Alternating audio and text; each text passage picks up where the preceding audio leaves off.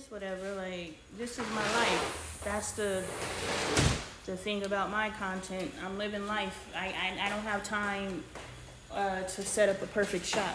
Right.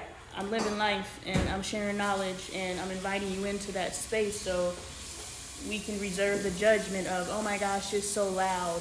Yeah, this is living, this is life. And we should be sharing knowledge even when we're living life. You know what I'm saying?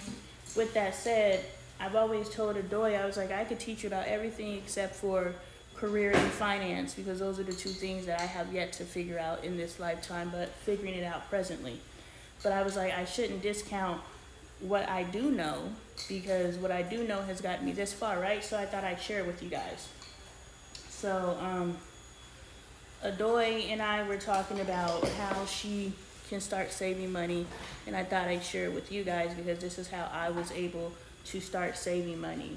One, to stop spending money until I developed the discipline to just stop going into malls, because in my day malls were a thing. Now they're just like, just buy everything online. Malls are terrible.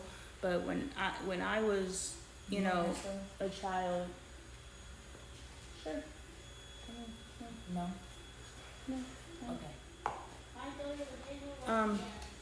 When I was a youth, you know, my way of stopping spending money was I would just leave my debit card in the car. Now we have it where you can pay through your phone, so they make it easier for you to spend money. All the controls that I was able to put in place to prevent myself from spending money is, once you're done eating, boys, you need to start cleaning up. Nothing moves forward until this house is clean. Anyway, so they have made it, every control that we have put in place to try to help us navigate the space that they've created for us, they changed the space. So for me, it was leaving my debit card in the car. And now I can go into the store and I can window shop. Like, why is being a window shopper, that's visualization, that's you know, manifestation.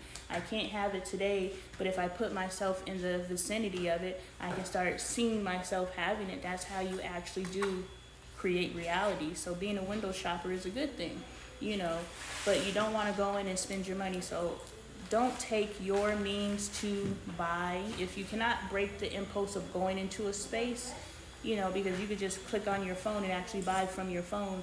You have to disconnect your card from your phone and all those different things to protect yourself. So that's what I was able to do in that respect. As far as savings, what I did was I said, there's this particular amount that I'm going to save from each paycheck. So I did not create an amount that was so large that if something came up, I got to stop giving to me.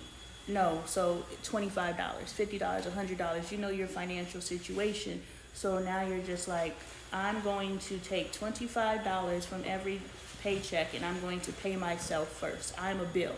And so $25 was a dollar amount that I was just like, no matter what's happening, if I'm $25 short, it's not a big deal. You know what I'm saying? If I'm $100 short, now that may impact me. So now I'm cheating myself because I got to take care of this. If I'm $25 short, I could go find $25 somewhere. It's a little bit harder for me to go find $100 somewhere.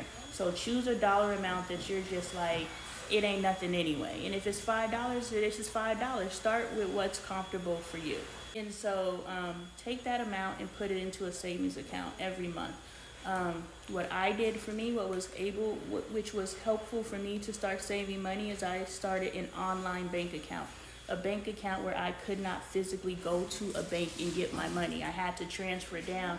And at the time of online banking, you know, it was 7 to 10 business days or something ridiculous. So whatever the impulse buy was for me, it was like, by the time I got my money, I didn't want to spend the money because I don't need the boots now. Like, it's stupid to get the boots. I live in Arizona. What the heck do I need another pair of boots for? But I had a lot of boots, y'all. You know, so I took my money and I put it in an online savings account. So I had to actually wait to get my money. So I took $25. I also have always tithe. If you don't believe in tithes and offering, now we're looking in the law of giving and receiving. So either way, if you're on the spiritual side or you're on the religion side, Christianity is 10%, Islam is 3%. I said as long, thank you. I said, as long as I'm doing 3%, I'm being obedient. The law of giving and receiving is just give. Just give, whatever it is. Give in the area that you need, and if it's more that you want to bring more finances into you, put finances out there. So whatever you prescribe to, I did 10%, I did 3%, now I just give, I do whatever the heck I want to, I'm giving knowledge. So God's going to return back to me in my willingness and matching my energy. Ashe, matching that energy. So now I'm giving 10%, or I'm giving a specific dollar amount from every check because I want to tap into that energy of giving and receiving and obedience. If the background conversation is unnecessary, please stop it, okay? There's enough noise going on. I don't need a conversation as well. So Talk in your room, guys. be cognizant of your choices. Anyway, so we're giving a percentage of each check because we want to tap into that universal energy. We're identifying a specific dollar amount that we are going to pay ourselves because we are now a bill and we are our worst collector. Like, if we don't pay ourselves, we on our, why ain't you paid me? Where my money at? You need to be your worst creditor. So pay yourself first. And then after that, now we have to think about general savings. And that's where I wanted to hop in with Adoy, because Adoy's like, okay, she wants to start paying herself $100 a check. And I was like, okay, so here's how we're gonna start breaking that down. Again, is that conversation necessary? No. Then please stop it. All right, so I already wrote it out. I was gonna rewrite it for the sake of you guys being here now, but we just gonna explain our diagram. If y'all don't have a whiteboard, get you a whiteboard. Go to LoneeLifestyle.com and get yours from my Amazon buys list. Yes, I get a credit, but you get a whiteboard. You're the hero there. Right? So say you bring in $1,000 a month, that is your primary income. Of that $1,000, you want to take $100 a paycheck and put into general savings. We have what we have identified as a short-term savings, and we have something that we have identified as a long-term savings. A short-term savings is going to get $50 of your money. A long-term savings is going to also get $50. So that is the breakdown of your $100. Of that short-term money, this is money that if something comes up, oh, I'm short, you can go into this space and get some money. If you want to go and do something with your friends and you all your other money is allocated, you're going to go into that space to get that money. Okay, so that's what your short term is there for. Your long term is just a holding tank. Your long term is where you're going to put your money before you transfer into a high interest yielding savings account. For you to research high interest yielding savings accounts. That's not my bag, but they're out there. Right, it's just a mention.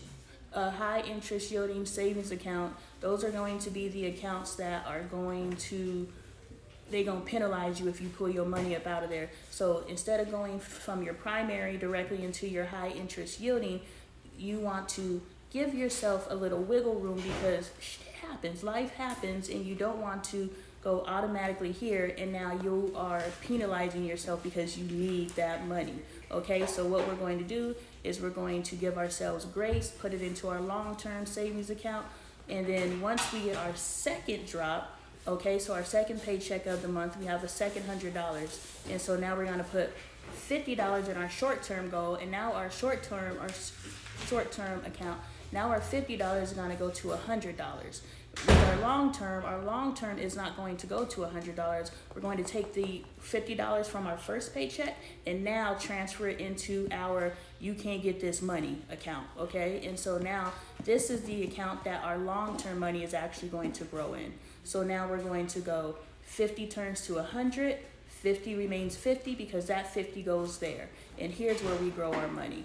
And so these two accounts, depending on your level of discipline, need to be online accounts. They need to be accounts that you don't have immediate access to. This is a little bit difficult in 2024 because money is instant. Zelle will have money moving around, so now you have to develop a discipline. But for me, I opened online bank accounts because I had to work to actually get that money, and I didn't just log into my primary bank account. I was like, well, I have a total of $1,000. No. I got $500 in this bank account, and this ain't even my money no more.